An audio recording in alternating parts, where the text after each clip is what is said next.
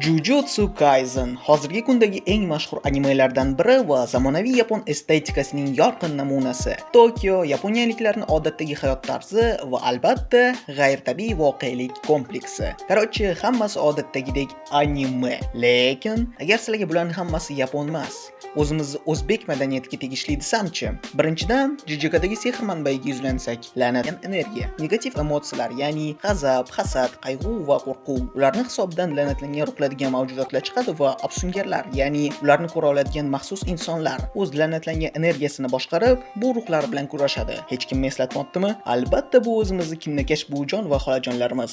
Hanima, ishonmaysizlarmi? Mana sizlarga isbot sifatida misollar. Ular ham ko'rinmas ruhlar bilan olishadi. Ular ham o'z qobiliyatlarini ishlash uchun tushunarsiz so'zlardan foydalanadi va ular ham jismoniy kuchini oshira oladi. O'zimni buvim shunaqa bo'lganlar, jismoniy kuch ishlatishiga tirik isbotman. Shuning uchun Jujutsu Kaisenning o'zbekcha nomi jodugarlar jangi emas, balki kinnakashlar yaqaloshi bo'lishi kerak. Va albatta eng kuchli isbot. Aya o'zbek!